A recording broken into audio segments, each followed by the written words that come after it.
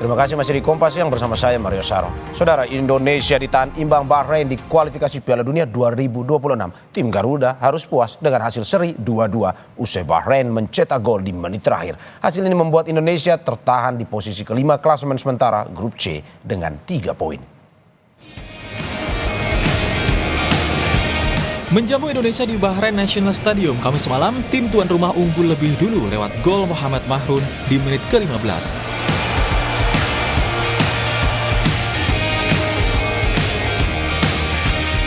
Indonesia berhasil menyamakan skor 1-1 lewat gol Ragnar Ortmangun jelang babak pertama berakhir.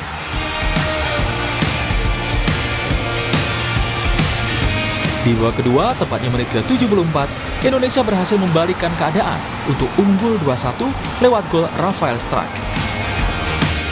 Namun kemenangan yang sudah di depan mata itu buyar saat Bahrain menyamakan kedudukan di menit ke-9 tambahan waktu di akhir babak kedua lewat gol yang dibuat Mahrun. Keputusan wasit Ahmed Alkaf yang memimpin laga sontak menuai kritikan. Pelatih Indonesia Sintayong mengaku menyesalkan keputusan wasit yang dianggap merugikan skuad Garuda.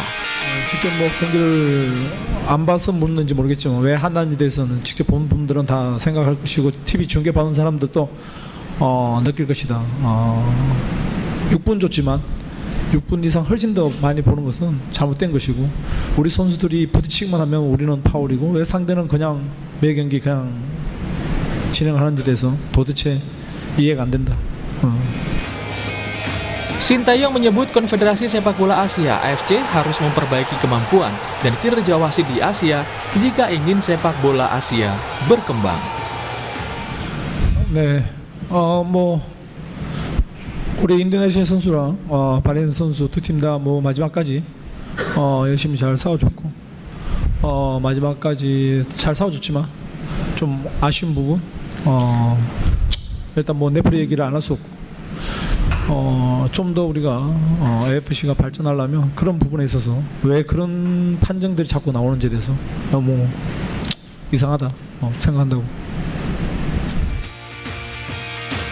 Pasca pertandingan Bahrain melawan Indonesia, kinerja wasit menjadi sorotan warganet di media sosial X. Pada Jumat pagi, pembahasan FIFA hingga wasit Ahmed Alkaf masuk dalam 10 besar trending topik. Ahmed Alkaf adalah wasit yang memimpin laga Bahrain melawan Indonesia yang keputusannya dinilai kontroversial. Kami cuplik beberapa komentar dan berita di media sosial X. Ada warganet yang menilai sepak bola bukan milik pemain, tetapi milik wasit. Wasit yang dipilih FIFA sangat buruk. Ada juga yang berkomentar, wasit Ahmed Alkaf merampok kemenangan Indonesia. FIFA didorong untuk menghukum wasit ini. Sementara itu, PSSI disebut akan mengajukan protes ke AFC soal kinerja wasit Bahrain versus Indonesia. Skor imbang 2-2 melawan Bahrain menjadikan Indonesia untuk ketiga kalinya meraih hasil imbang secara beruntun setelah sebelumnya ditahan imbang oleh Arab Saudi dan Australia. Tim Liputan Kompas TV. Lantas bagaimana peluang Indonesia menuju Piala Dunia 2026 pasca laga melawan Bahrain? Lalu apa analisis dari pertandingan semalam? Saat ini sudah bergabung bersama kita pengamat sepak bola Bung Wesley Hutagalung. Selamat siang Bung Wesley. Bung, itu tadi malam kesenangan kita hampir paripurna di menit 74. Kalau nggak di menit ke-9 gol balasan dari Bahrain itu membuyarkan kesenangan kita. Bung, tapi di wasit memberikan tambahan waktu babak kedua ini 6 menit, tapi pertandingan malah dibiarkan berakhir hingga 9 menit. Ini menurut Anda seperti apa? Ini regulasi tambahan waktu di sepak bola apakah bisa atau bagaimana sebenarnya seperti ini? Iya, di regulasi itu wasit bisa memberikan pengamatannya atas kejadian lapangan setelah ada penambahan waktu. Apakah ada kejadian misalkan pelanggaran atau buang-buang waktu, dia bisa biasanya menambahkan waktu itu. Tapi lazimnya Mario itu setelah muncul masa injury time, tambahan itu paling semenit ya. Kalaupun ada misalkan pemain yang cedera setelah masa injury time, ada buang-buang waktu. Tapi kalau ini memang mungkin kalkulatornya lagi rusak ya, 90 tambah 6 jadinya 99. Ya itu yang kita lakukan protes oleh federasi, tapi fokus ke pemain dan pelatih sudah harus selesai tinggal di Bahrain, kembali fokus untuk menghadapi Cina.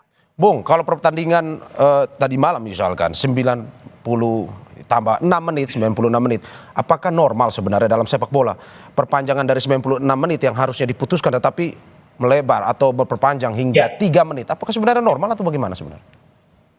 Kalau tambahan 6 menit itu normal, sangat normal. Bahkan kemarin kalau kita di event-event sebelumnya bahkan ada yang 10-12 menit itu sangat mengganggu pertandingan. Tapi 5, 6, 7 menit injury time itu normal kalau memang ada kejadian-kejadian yang membuat pertandingan harus terhenti. Seperti halnya kehadiran VAR itu kan memang membuat cukup lama ya waktu untuk mengecek misalkan kartu merah atau gol. Nah, tambahan 3 menit, 4 menit, 5 menit itu biasa. Tapi memang yang menjadi pertanyaan adalah wasit keempat sudah memberikan tambahan waktu 6 menit, tidak ada kejadian istimewa, tidak ada permainan yang berhenti cukup lama untuk kemudian wasit asal Oman ini memberikan tambahan waktu sampai 99, 90 tambah 9, lalu kemudian selesai pertandingan ketika tuan rumah Bahrain menyeimbangkan kedudukan. Ini yang sudah awal kita antisipasi, sudah awal waspadai ya, karena teror itu, provokasi itu tidak hanya dari penonton, dari pemain dan dari wasit itu sudah ramai dibicarakan lah sebelum pertandingan.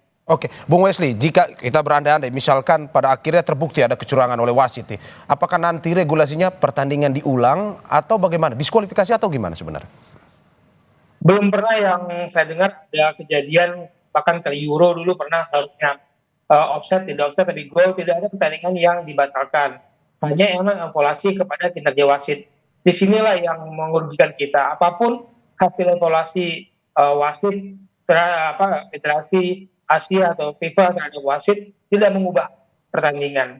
Ini yang menyesalkan bagi kita ya. Tapi fokus itu sudahlah, kita dapat 1 poin, kita harus tambah lagi semangatnya untuk tambahin 3 poin dari laga berikut tanggal 15. Oke, Bung, kalau melihat tadi malam ini Timnas Indonesia memberikan salah satu permainan yang begitu istimewa, tapi dari Anda sebagai seorang pengamat, evaluasi atau catatan tadi pertandingan tadi malam seperti apa yang mungkin bisa memberikan perkembangan selanjutnya?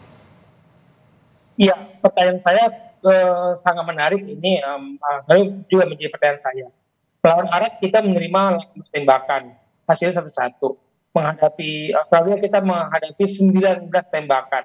Di kandang sendiri hasilnya 0-0. Babak pertama kemarin lawan Bahrain, kita nyaris menyelesaikan babak pertama tanpa tembakan ya. Lawan bisa menembak 10 kali, 2 target, kita mengakhiri pertandingan dengan 1 tembakan dan kemudian menjadi gol. Bahwa sampai 45 menit waktu berjalan kita tidak melakukan tembakan serangan sama sekali. Pertahanan kita harus kita akui jempol. Tapi ini PR bagi Sintayong bagaimana mengalirkan bola lebih sering ke pertahanan lawan dan variasi-variasi permainan serangan. PR karena organisasi kita bagus ya, 6 kali juara 6 kali tim yang tampil Piala Dunia, Arab Saudi, Australia, kita tidak bisa dikalahkan. Bung, ini jadwalnya setelah ini bersama akan melawan Tiongkok. Apakah Tiongkok bisa merupakan sebuah kekuatan yang harusnya diwaspadai oleh Indonesia atau bagaimana sebenarnya? Nah, lawan kita berikutnya dalam kondisi yang sedang tidak baik-baik saja nih Bung Mario. Ini perlu paracetamol ya, nggak demam nih si Tiongkok ini atau Cina ini, karena mereka sudah kebobolan 12 kali, hanya kemasukan 2 kali, itu pun tidak bisa dianggap sebuah permainan yang membaik seperti halnya Cina atau Tiongkok zaman-zaman dahulu beberapa lalu. Jadi momentum kali ini kita mendapatkan poin, tinggal bagaimana meningkatkan intensitas serangan.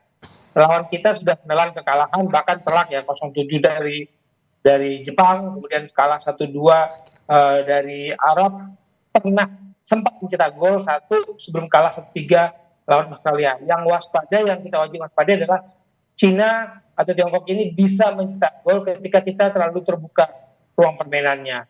Nah, ruang permainan kita tertutup nih sudah. Tapi bagaimana kita lebih dekat ke gawang lawan itu menjadi PR di pertandingan berikut. Bung, ini Indonesia bersama Jepang jadi tim yang belum pernah kalah. Artinya untuk bisa lolos sisa laga kandang ini harus diakhiri dengan kemenangan atau bagaimana?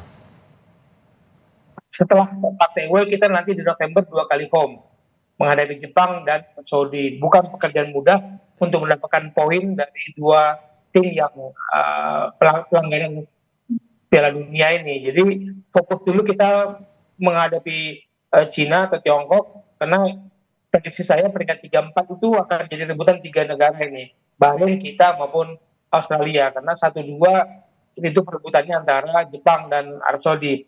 Apakah mungkin terbalik? Mungkin saja. Seandainya kita kemarin menang lawan Bahrain kan kita bisa berada di posisi untuk sementara, di posisi atas. Tapi partai away ini harus kita amankan untuk 2 home yang sangat berat menghadapi Jepang dan Arab Saudi. Oke Bung Wesley, semoga evaluasi yang disampaikan ini bisa memberikan sedikit masukan pada perkembangan timnas Indonesia kita, sehingga pada kualifikasi Piala Dunia zona Asia nantinya, pertandingan berikutnya, Indonesia, Garuda bisa menang dan memetik hasil yang lebih baik lagi. Terima kasih. Amin. Bung Wesley Huta Galung, pengamat sepak bola